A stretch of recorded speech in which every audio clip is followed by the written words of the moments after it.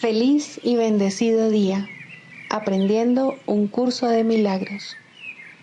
El secreto de la verdadera oración es olvidarte de las cosas que crees necesitar. Pedir algo específico es igual que ver el pecado primero y luego perdonarlo. Del mismo modo, al orar pasas por alto tus necesidades específicas, tal como las ves, y las dejas en manos de Dios. Ahí se convierten en los regalos que le haces, pues le dicen que no antepondrás otros dioses a Él, ni que quieres otro amor que el suyo.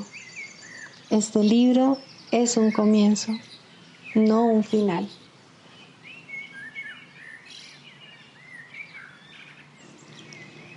El perdón es algo desconocido en el cielo, donde es inconcebible que se pudiese necesitar. En este mundo, no obstante, el perdón es una corrección necesaria para todos los errores que hemos cometido. Perdonar a otros es la única manera en que nosotros mismos podemos ser perdonados, ya que refleja la ley celestial, según la cual dar es lo mismo que recibir. El cielo es el estado natural de todos los hijos de Dios, tal como Él los creó. Esa es su realidad eternamente, la cual no ha cambiado porque nos hayamos olvidado de ella.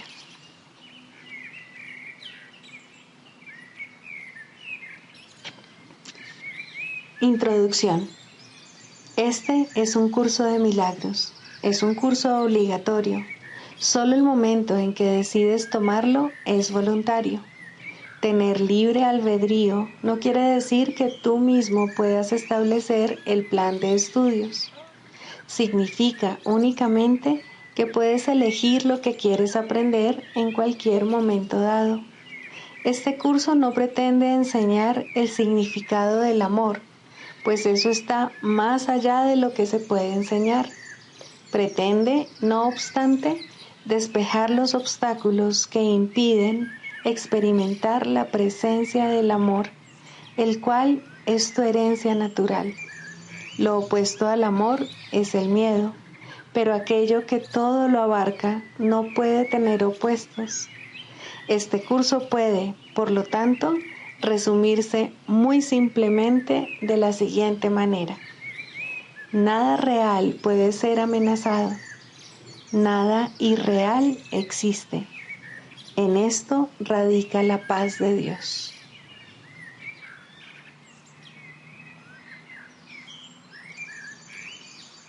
Principios de los milagros. 4. Todos los milagros significan vida y Dios es el dador de la vida. Su voz te guiará muy concretamente. Se te dirá todo lo que necesites saber.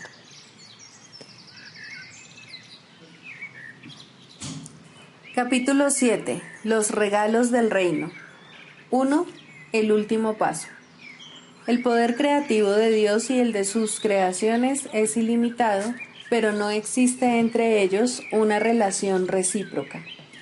Te comunicas plenamente con Dios, tal como Él se comunica contigo.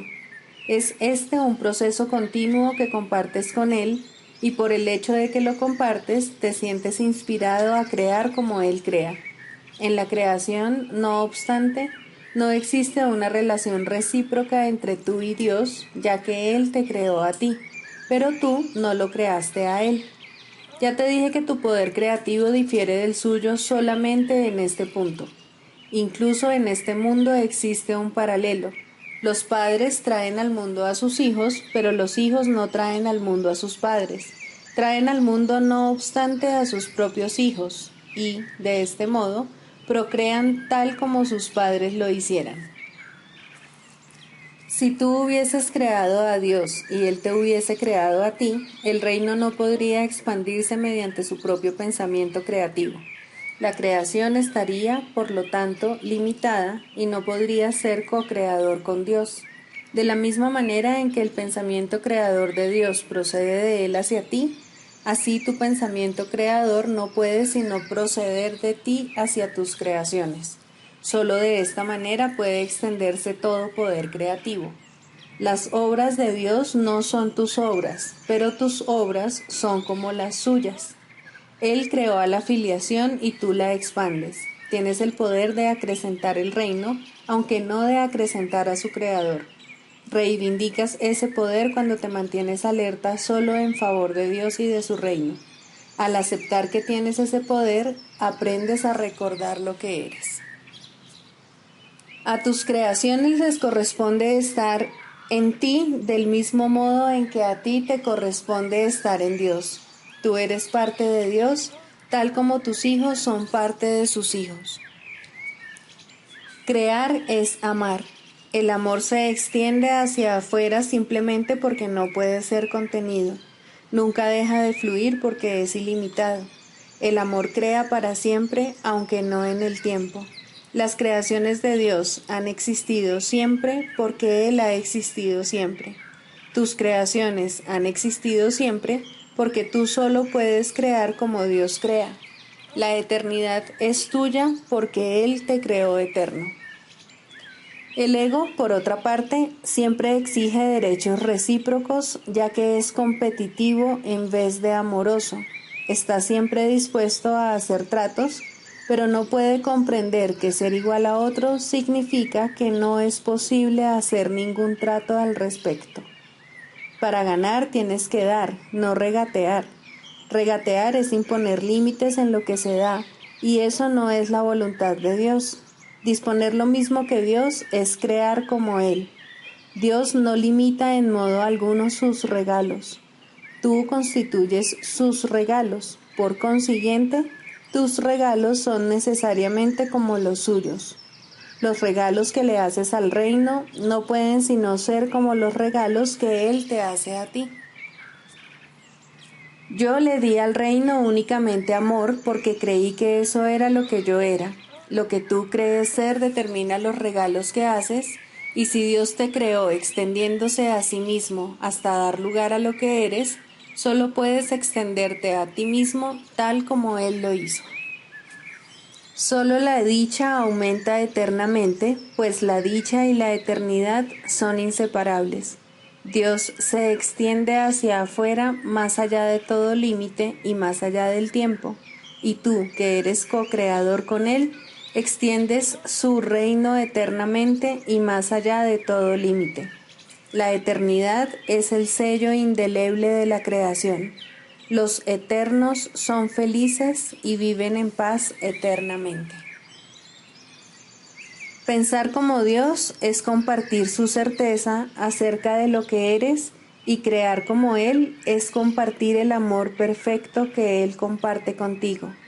Hacia esto te conduce el Espíritu Santo para que tu dicha sea total, porque el reino de Dios es íntegro. He dicho que el último paso en el redespertar al conocimiento lo da Dios. Esto es verdad, pero es difícil de explicar con palabras porque las palabras son símbolos y lo que es verdad no necesita explicación. El Espíritu Santo, no obstante, tiene la tarea de traducir lo inútil a lo útil, lo que no tiene significado a lo significativo y lo temporal a lo eterno. El Espíritu Santo puede, por consiguiente, decirte algo acerca de este último paso. Dios no da pasos porque sus obras no se realizan de forma gradual. No enseña porque sus creaciones son inalterables. No hace nada al final porque Él creó primero y para siempre. Debe entenderse que la palabra primero, cuando se aplica a Dios, no es un concepto temporal. Él es el primero en el sentido de que es el primero en la Santísima Trinidad. Es el creador principal porque creó a sus co-creadores. De ahí que el tiempo no le ataña a Él ni a lo que Él creó. Por lo tanto, el último paso que Dios dará fue cierto al principio, es cierto ahora y será cierto eternamente. Lo que es eterno está siempre presente porque su ser es eternamente inmutable. No cambia al aumentar porque fue creado para expandirse eternamente. Si no percibes su expansión, significa que no sabes lo que es, ni tampoco quién lo creó. Dios no te revela esto porque nunca estuvo oculto. Su luz jamás estuvo velada porque su voluntad es compartirla. ¿Y cómo iba a ser posible que lo que se comparte plenamente se hubiese ocultado primero para luego ser revelado?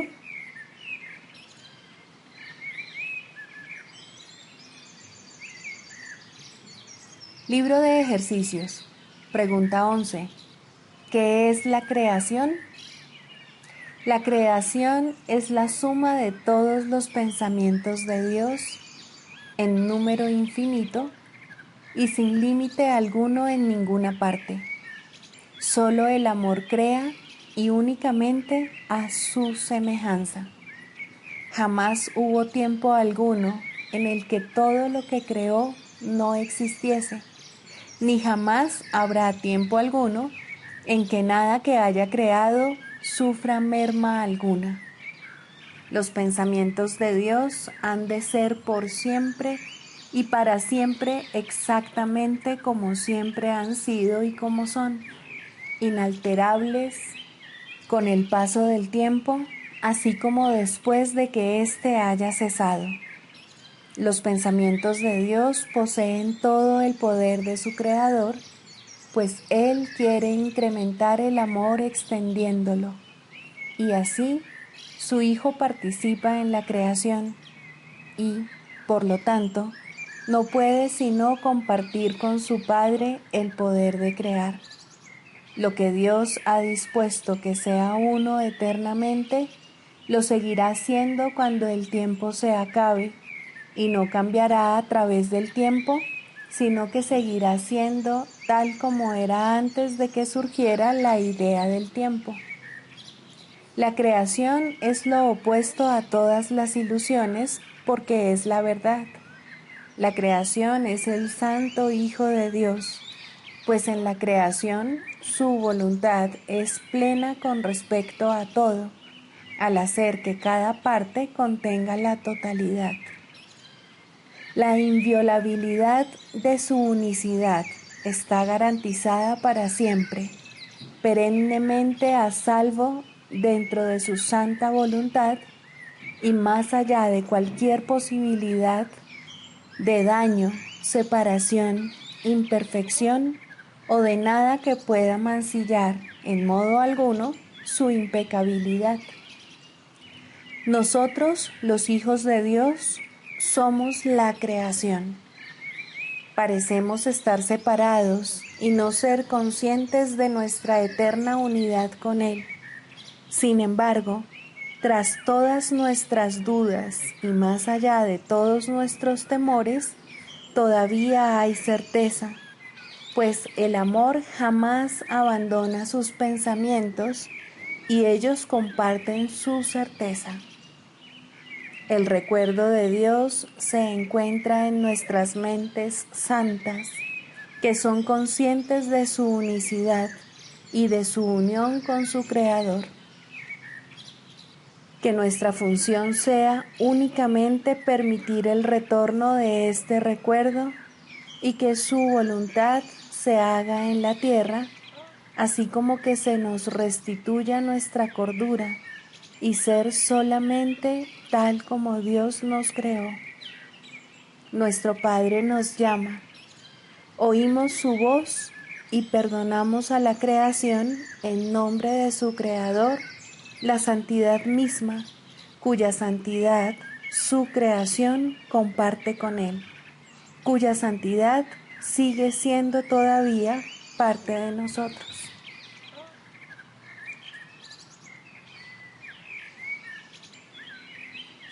Lección 327. No necesito más que llamar y tú me contestarás. No se me pide que acepte la salvación sobre la base de una fe ciega, pues Dios ha prometido que oirá mi llamada y que Él mismo me contestará. Déjame aprender mediante mi experiencia que esto es verdad y es indudable que llegaré a tener fe en Él. Esa es la fe que no se quebranta y que me llevará cada vez más lejos por la senda que conduce hasta Él, pues así estaré seguro de que Él no me ha abandonado, de que aún me ama y de que solo espera a que yo lo llame para proporcionarme toda la ayuda que necesite para poder llegar a Él. Padre, te doy las gracias porque solo con que ponga a prueba tus promesas, jamás tendré la experiencia de que no se cumplen. Permítaseme, por lo tanto, ponerlas a prueba en vez de juzgarlas. Tú eres tu palabra. Tú provees los medios a través de los cuales arriba la convicción, haciendo así que por fin estemos seguros de tu eterno amor.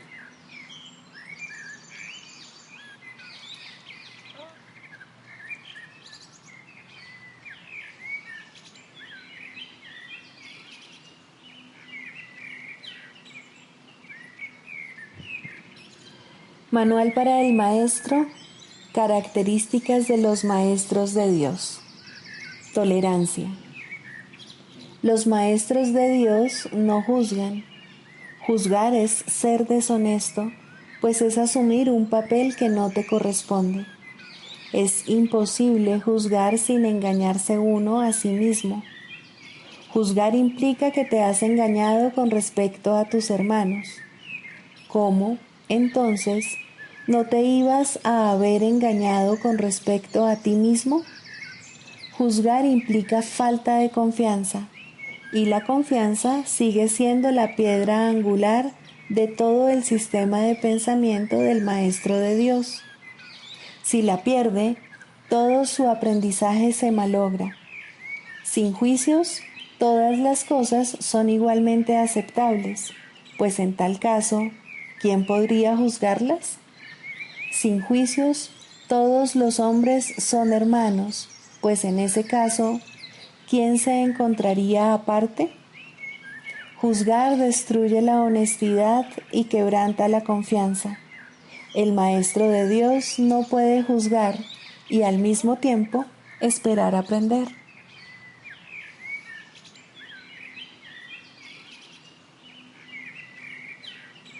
Manual para el Maestro. 23. ¿Juega Jesús un papel especial en la curación? Los dones de Dios rara vez pueden recibirse directamente. Aún los maestros de Dios más avanzados sucumben a las tentaciones de este mundo.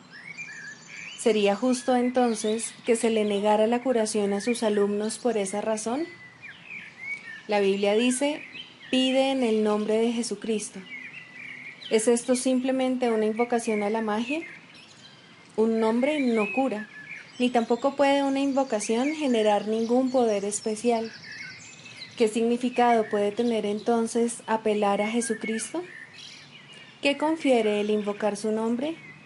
¿Por qué forma parte de la curación pedir en su nombre? Hemos repetido en muchas ocasiones que alguien que haya aceptado perfectamente la expiación para sí mismo puede sanar el mundo. En efecto, ya lo ha hecho. La tentación podrá volver a acosar a otros, pero nunca a ese. Él se ha convertido en el Hijo de Dios resucitado. Ha vencido a la muerte al haber aceptado la vida. Se ha reconocido a sí mismo tal como Dios lo creó, y al hacerlo, ha reconocido que toda cosa viviente forma parte de Él. Ahora su poder es ilimitado porque es el poder de Dios. De esta manera, su nombre se ha convertido en el nombre de Dios, pues ya no se considera a sí mismo separado de Él. ¿Qué significa esto para ti? Significa que al recordar a Jesús, estás recordando a Dios. Toda la relación del Hijo con el Padre radica en Jesús. Su papel en la filiación es también el tuyo, y el hecho de que Él completó su aprendizaje garantiza tu éxito. ¿Se encuentra Él aún disponible para venir en tu ayuda? ¿Qué dijo Él mismo al respecto?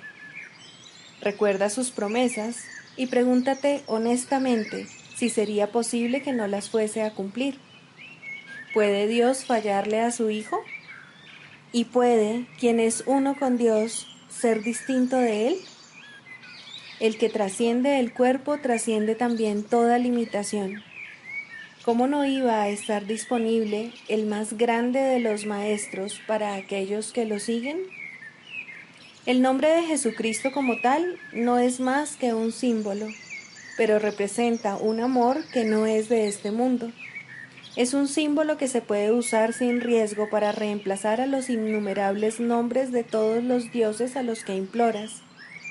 Constituye el símbolo resplandeciente de la palabra de Dios, tan próximo a aquello que representa, que el ínfimo espacio que hay entre ellos desaparece en el momento en que se evoca su nombre. Recordar el nombre de Jesucristo es dar gracias por todos los dones que Dios te ha dado.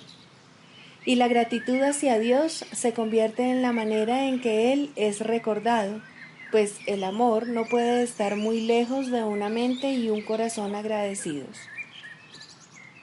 Dios puede entonces entrar fácilmente, porque estas son las verdaderas condiciones que hacen posible tu retorno al hogar. Jesús ha señalado el camino, ¿porque no habrías de estarle agradecido? Te ha pedido amor, mas solo para Él poder dártelo a ti. Tú no te amas a ti mismo, pero para Jesús, tu hermosura es tan absoluta e inmaculada que ve en ella la imagen de su Padre. Tú te conviertes en el símbolo de su Padre aquí en la tierra. Él tiene sus esperanzas puestas en ti porque no ve límites en ti, ni mancha alguna que opaque tu hermosa perfección. La visión de Cristo resplandece en sus ojos con perfecta constancia. Él ha permanecido contigo. ¿No te gustaría aprender la lección de la salvación valiéndote de lo que Él ya aprendió? ¿Para qué empezar de nuevo cuando Él ya recorrió la jornada por ti? Nadie en la tierra puede entender plenamente lo que es el cielo, ni cuál es el verdadero significado de su Creador. Sin embargo, tenemos testigos. A ellos es a quienes el que es sabio debe acudir. Han existido personas cuyo conocimiento sobrepasó con mucho lo que nosotros podemos aprender, y no queremos enseñar las limitaciones que nos hemos impuesto. Nadie que se haya convertido en un maestro de Dios verdadero y completamente dedicado se olvida de sus hermanos. Lo que les puede ofrecer, no obstante, se ve limitado por lo que él mismo ha aprendido. Dirígete entonces hacia uno que abandonó todo límite y fue más allá del alcance más elevado que el aprendizaje puede ofrecer. Él te llevará consigo, pues no llegó hasta allí solo. Estabas con él entonces, tal como lo estás ahora. Este curso procede de él, porque sus palabras llegan a ti en un lenguaje que puedes amar y comprender. ¿Puede haber otros maestros que señalen el camino a aquellos que hablan lenguas distintas y recurren a símbolos diferentes? Por supuesto que sí. ¿Dejaría Dios a uno solo de sus hijos sin una ayuda muy real en tiempos de tribulación, sin un Salvador que lo representase?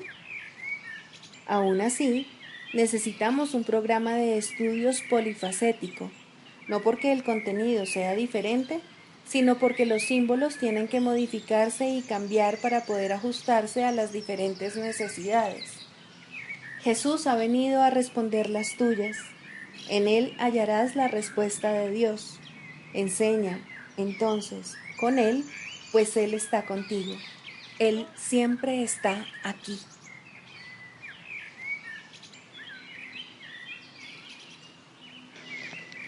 Mente, espíritu. El término mente se utiliza para representar el principio activo del espíritu, el cual le suministra a éste su energía creativa. Cuando el término va con mayúscula, se refiere a Dios o a Cristo, es decir, a la mente de Dios o a la mente de Cristo. El espíritu es el pensamiento de Dios que Él creó semejante a sí mismo. El espíritu unificado es el único Hijo de Dios o Cristo. En este mundo, Puesto que la mente está dividida, los hijos de Dios parecen estar separados. Sus mentes, asimismo, no parecen estar unidas. En ese estado ilusorio, el concepto de una mente individual parece tener sentido. En el curso, por lo tanto, se describe a la mente como si consistiera de dos partes, el espíritu y el ego. El espíritu es la parte que aún se mantiene en contacto con Dios a través del Espíritu Santo, quien, aunque mora en esa parte, también ve la otra. No se usa el término alma, excepto en citas directas de la Biblia, por ser un término sumamente polémico. En cualquier caso, sería un equivalente de espíritu, entendiéndose que, al formar parte del ámbito de Dios, es eterna y nunca nació. La otra parte de la mente es completamente ilusoria y solo teje ilusiones. El espíritu conserva su potencial creativo, pero su voluntad, que es la de Dios, parecerá estar cautiva mientras la mente no esté unificada. La creación continúa imperturbable porque esa es la voluntad de Dios. Dicha voluntad está siempre unificada y por lo tanto no tiene significado en este mundo, no tiene grados ni opuestos. La mente puede gozar de rectitud o estar errada dependiendo de la voz que escuche. La mentalidad recta escucha al Espíritu Santo, perdona al mundo y en su lugar ve el mundo real a través de la visión de Cristo. Esta es la visión final, la última percepción, la condición en la que Dios mismo da el paso final. Ahí, al tiempo y a lo ilusorio les llega su fin. La mentalidad errada escucha al ego y teje ilusiones, percibe el pecado, justifica la ira y considera que la culpabilidad, la enfermedad y la muerte son reales. Tanto este mundo como el mundo real son ilusorios, pues la mentalidad recta simplemente pasa por alto o perdona lo que nunca ocurrió. Por lo tanto, la mentalidad recta no es la mentalidad uno de la mente de Cristo, cuya voluntad es una con la de Dios. La única libertad que aún nos queda en este mundo es la libertad de elegir, y la elección es siempre entre dos alternativas o dos voces. La voluntad no está involucrada en la percepción a ningún nivel y no tiene nada que ver con el proceso de elegir. La conciencia es el mecanismo receptor, el cual recibe mensajes tanto del plano superior como del inferior, del Espíritu Santo o del ego. La conciencia tiene niveles y puede cambiar drásticamente de uno a otro, pero no puede trascender el dominio de lo perceptual. En su nivel más elevado, se vuelve consciente del mundo real y puede ser entrenada para hacer eso cada vez con mayor frecuencia. Sin embargo, el hecho mismo de que tenga niveles y de que pueda ser entrenada demuestra que no puede alcanzar el conocimiento.